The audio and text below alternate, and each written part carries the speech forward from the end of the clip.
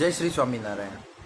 गया लेक्चर में આપણે યુઝર ડિફાઇન્ડ ડેટા ટાઈપના બે ડેટા ટાઈપ જે છે એ એન્યુમરેટેડ ડેટા ટાઈપ અને સ્ટ્રક્ચર જે છે એ જોઈ ગયા.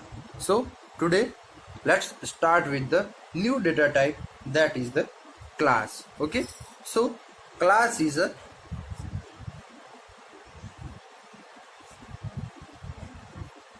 user defined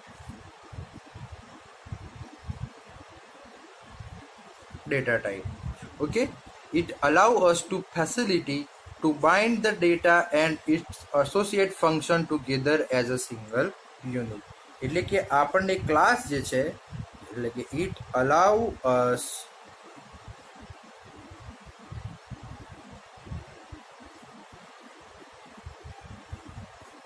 the facility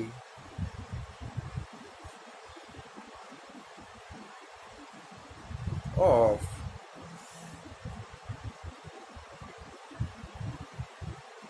binding data and its associated function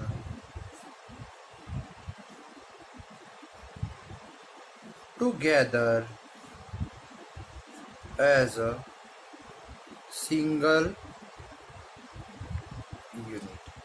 એટલે કે ક્લાસ જે છે એ આપણને એક ફેસિલિટી પ્રોવાઈડ કરે છે કે જેના લીધે થઈ અને આપણે જે છે એ ડેટા અને એના જોડે રિલેટેડ જે ફંક્શન છે એને બાઇન્ડ કરી અને એક સિંગલ યુનિટમાં ભેગા રાખે છે. એટલે કે it's allow us the facility એટલે કે એ આપણને એક સુવિધા પૂરી પાડે છે ઓફ બાઇન્ડિંગ ધ ડેટા એટલે કે ડેટા અને એના એસોસિએટેડ ફંક્શન જે છે એટલે કે ડેટા અને એના સંલગ્ન ફંક્શન જે છે એને એક જૂથ કરવાનું together as a single unit એટલે કે એક જ યુનિટ તરીકે ભેગા કરવાનું કામ જે છે એ ક્લાસ કરે છે.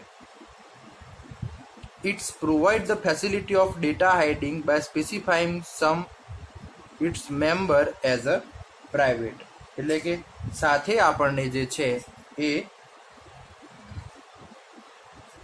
ક્લાસ જે છે એ ડેટા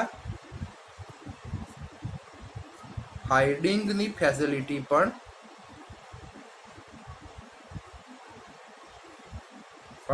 પ્રોવાઈડ કરે છે. કેવી રીતે? તો એના અમુક જે છે એ મેમ્બર્સને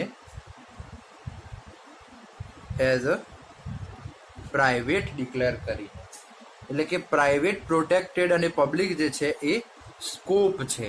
તો class provide the data hiding facility by some member function declare as a private એટલે કે ક્લાસના અમુક મેમ્બર જે છે એમને આપણે જે છે એ પ્રાઇવેટ ડિક્લેર કરીએ તો એ જે છે એ ક્લાસ આપણને ડેટા હાઇડિંગ ફેસિલિટી પ્રોવાઈડ કરે છે. ઓકે, તો ચલો આપણે જોઈએ એનું જનરલ સિન્ટેક્સ કેવી રીતનું હોય છે.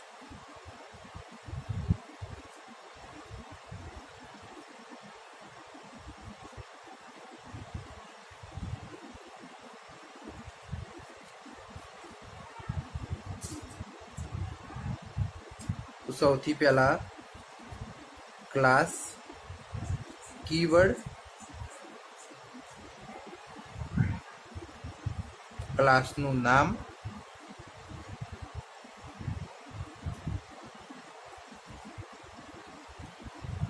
સપોઝ કે આપણે એક ડિક્લેર કર્યું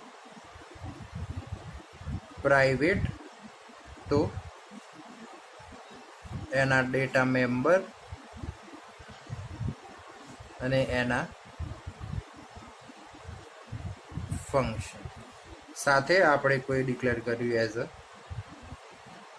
પબ્લિક તો પબ્લિકના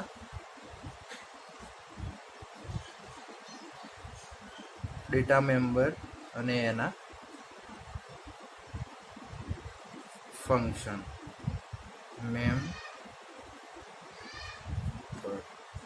ઓકે, એટલે કે આ જે છે એનું જનરલ સિન્ટેક્સ છે કે જેની અંદર ક્લાસ જે છે એ શું છે કીવર્ડ કે જેનો ઉપયોગ કરીને આપણે ક્લાસ ડિક્લેર કરીએ છીએ. આ જે છે એ ક્લાસનું નામ છે અને એની અંદર કર્લી બ્રેકેટની અંદર પ્રાઇવેટ પ્રોટેક્ટેડ આ જે છે એ પ્રાઇવેટ અને પબ્લિક જે છે એ છે સ્કોપ ઓફ ધ આ જે છે એને કહેવાય સ્કોપ. તો આ જે છે એ પબ્લિક અને પ્રાઇવેટ જે છે એ સ્કોપ છે.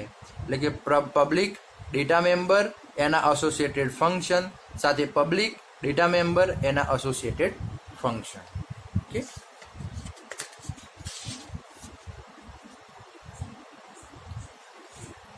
Once class is defined, we can create a variable of its type that is called a object.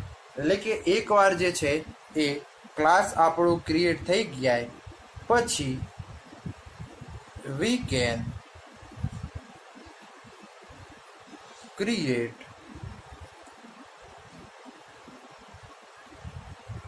variable of its type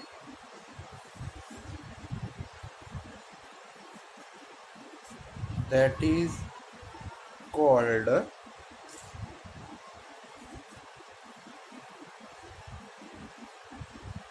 object.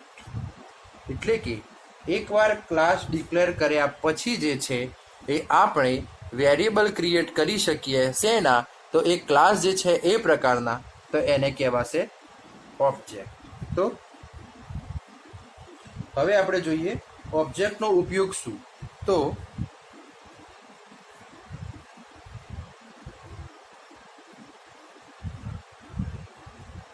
object is used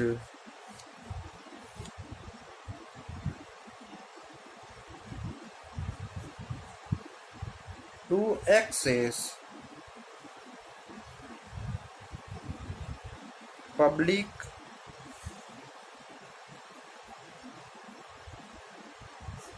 members of class. એટલે object જે છે એનો ઉપયોગ જે છે એ ક્લાસના પબ્લિક મેમ્બર જે છે એને એક્સેસ કરવા માટે ઉપયોગમાં આવે છે અને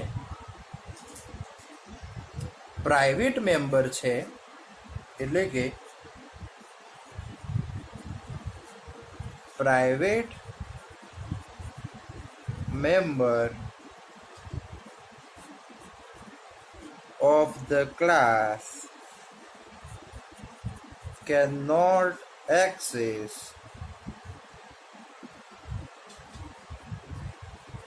directly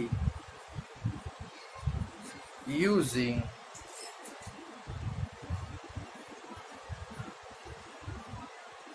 object. એટલે કે આપણા ક્લાસના પ્રાઇવેટ મેમ્બર જે છે એ પ્રાઇવેટ મેમ્બર આપણે ડાયરેક્ટલી ઓબ્જેક્ટનો ઉપયોગ કરીને એક્સેસ કરી શકતા નથી.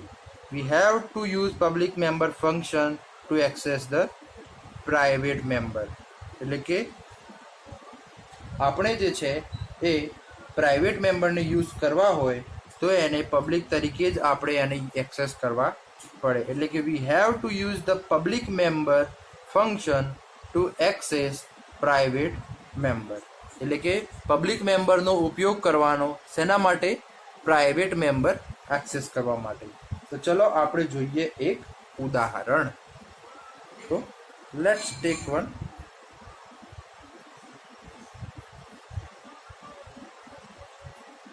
example. So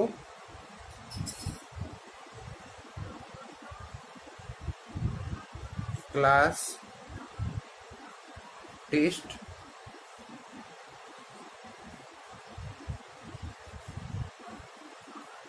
integer a public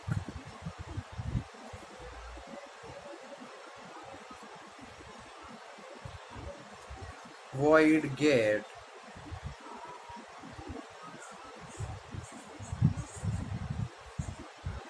cout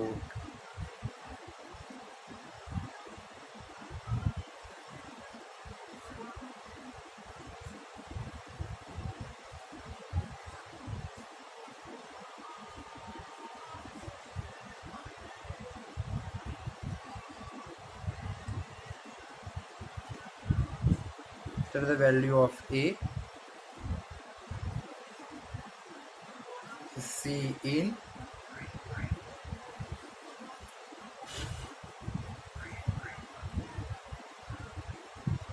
a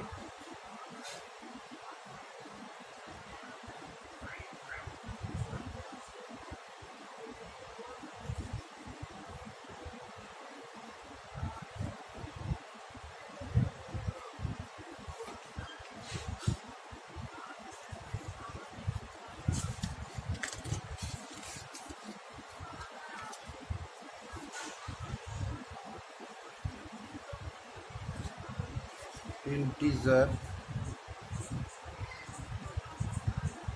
main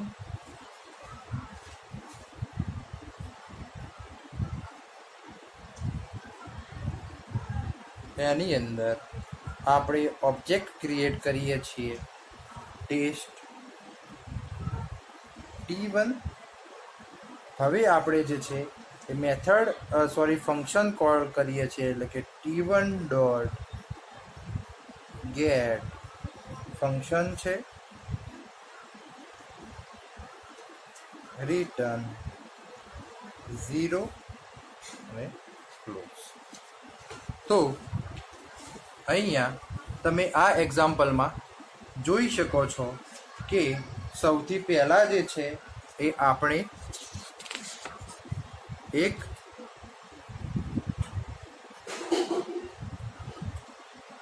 class create કર્યો, એટલે કે create a class with name test. Okay, આ જે છે એ આપણે વેરિયેબલ ડિક્લેર કર્યો છે. પબ્લિક જે છે એ શું છે? સ્કોપ છે. વોઇડ ગેટ જે છે એ આપણું છે ફંક્શન.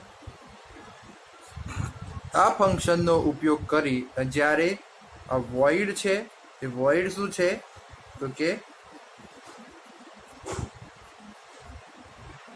Return type. અહીંયા સી આઉટ શેના માટે ઉપયોગમાં આવે છે તો કે print the message on screen.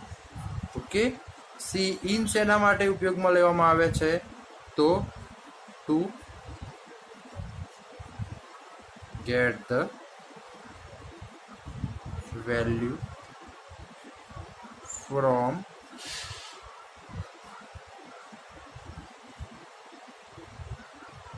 keyboard.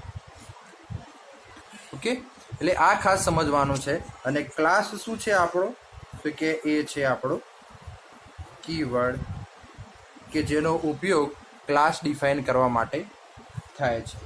તો ક્લાસ એ કીવર્ડ છે, ટેસ્ટ જે છે એ ક્લાસનું નામ છે, ઇન્ટીજર એ વેરિયેબલ છે, જ્યારે ઇન્ટીજર છે એ ડેટા ટાઈપ છે, એ છે એ વેરિયેબલ છે, પબ્લિક જે છે એ સ્કોપ છે, ગેટ ફંક્શનનું નામ છે, વોઇડ એનો રિટર્ન ટાઈપ છે, કર્લી બ્રેકેટની અંદર સૌથી પહેલાં લખ્યું છે C out enter the value of A, એટલે કે આ મેસેજ જે છે એ પ્રિન્ટ થશે સ્ક્રીન ઉપર અને જે વેલ્યુ એન્ટર કરાવડાવશે એ વેલ્યુ એ નામના વેરિયેબલની અંદર સ્ટોર થશે.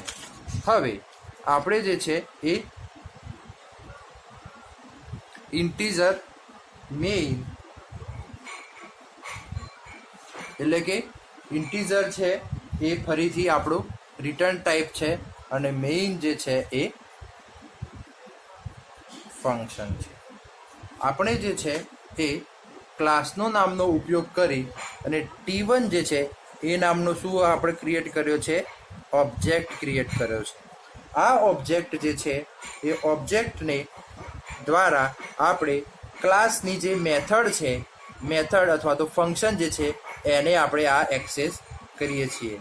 એટલે કે access the function or method using object. Okay, અને આ જે છે એ રિટર્ન 0, એટલે કે વેલ્યુ જે છે એ શું થાય છે? રિટર્ન થાય છે. હવે જે છે એ આપણે આગળ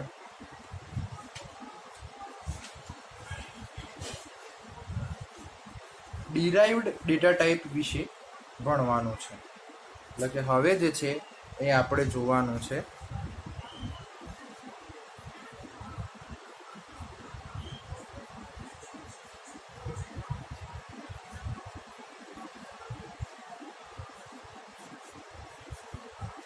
તો ડિરાઇવ્ડ ડેટા ટાઈપ જે છે એની અંદર જે છે એ સૌથી પહેલાં તમે ભણી જ ગયા છો એ એક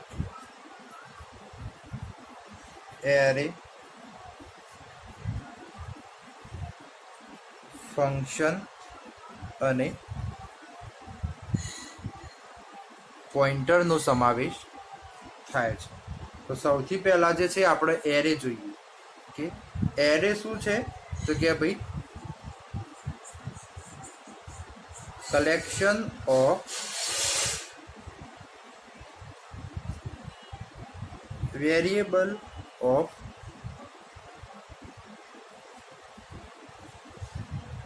સેમ ટાઈપ, એટલે કે એક જ પ્રકારના વેરિયેબલ છે એનું કલેક્શન. એટલે કે આને જે છે એ આપણે ડિરાઇવ ડેટા ટાઈપ કહીએ છીએ, કારણ કે it's is a derive from the built in a data type. એટલે કે બિલ્ટ ઇન ડેટા ટાઈપમાંથી ડિરાઇવ કર્યો છે, એટલે આપણે જે છે એને ડિરાઇવ ડેટા ટાઈપ કહીએ છીએ. ફોર એક્ઝામ્પલ, એરે ક્રિએટ કરવો હોય તો આપણે શું કરીએ છીએ? તો કે ઇન્ટીઝર એ ઓફ 5. જેવી રીતે આપણે કમ્પ્યુટર પ્રોગ્રામિંગની અંદર કરતા હતા એવી જ રીતે જે છે એ આપણે C++ની અંદર પણ એરે ડિક્લેર કરીશું. તો અહીંયા જે છે એ એરે એ એનું નામ છે અને 5 જે છે એ એની સાઈઝ છે. ઓકે, અને ઇન્ટીઝર જે છે એ એનો ડેટા ટાઈપ છે. બરોબર છે. પછી છે એ જોવાનું છે આપણે ફંક્શન. તો ફંક્શન જે છે તો ફંક્શન એ શું છે? તો કે function is the collection of logical related statement that is used to perform the specific task. એટલે ફંક્શનનો ઉપયોગ શેના માટે થાય છે? તો કે ભાઈ સ્પેસિફિક ટાસ્ક જે છે એ પરફોર્મ કરવા માટે જે છે એ ફંક્શનનો ઉપયોગ થાય છે. અને ફંક્શન શું છે? તો કે ભાઈ collection or group of statements. Okay, એટલે કલેક્શન અથવા તો ગ્રુપ ઓફ સ્ટેટમેન્ટ છે કે જેનો ઉપયોગ કોઈ સ્પેસિફિક ટાસ્ક પરફોર્મ કરવા માટે કરવામાં આવે છે. If same block of the code need to be executed repeatedly in the program, then we can define a function for that block of code. Thus, it will be reduce the length of the program and easily understand by the programmer. એટલે આપણે જ્યારે function second સેમેસ્ટરની અંદર ભણ્યા હતા તે વખતે મેં કીધું હતું કે જ્યારે કોઈ પણ એકના એક સ્ટેટમેન્ટ અથવા તો એકનો એક બ્લોક ઓફ ધ સ્ટેટમેન્ટ જે છે વારંવાર રિપીટ કરવાનું થાય તો એ વખતે જે છે એ તમે એક ફંક્શન ક્રિએટ કરો તો એ ફંક્શન તમે જે જગ્યાએ તમારે જરૂર પડે એ જગ્યાએ તમે કોલ કરી શકો છો. દાખલા તરીકે તમે જુઓ તો ઇન્ટીઝર સમ નામનું એક ફંક્શન બનાવું છું જેની અંદર ઇન્ટીઝર એ અને ઇન્ટીઝર બી આ બે વેલ્યુ જે છે એ હું ઇન્સર્ટ કરાવડાવું છું. હવે મારે રિટર્ન શું કરવાનું છે? તો રિટર્ન જે છે એ a પ્લસ બીનો સરવાળો કરવાનો છે. હવે આ ફંક્શન જે છે એ ક્લોઝ. એટલે હવે શું થશે કે જ્યારે પણ મારે કોઈ પણ જગ્યાએ કોઈ પણ 2 નંબરનો સમ કરાવવો હોય તો ડાયરેક્ટલી હું આવી રીતે answer A is equal to some 2 4 અને આવી રીતે ખાલી કોલ કરાવડાવું ફંક્શનને મેઇન ફંક્શનની અંદર, તો સીધો જ 2 4નો જે સમ થાય એ ડાયરેક્ટલી એ નામના વેરિયેબલની અંદર સ્ટોર થઈ જાય. તો જ્યારે પણ આવી રીતે મારે સમની જરૂર પડે એટલે ડાયરેક્ટ મારે લખવાનું સમ, અંદર હું વેલ્યુ લખું, સીધો આન્સર. ઓકે, તો આ જે છે એ ફંક્શનનું મેઇન કામ છે. અને હવે ત્રીજો જે ડિરાઇવ્ડ ડેટા ટાઈપ છે એ છે આપણું પોઇન્ટર. તો પોઇન્ટર જે છે તમને ખબર છે કે પોઇન્ટર ઇઝ વેરિયેબલ.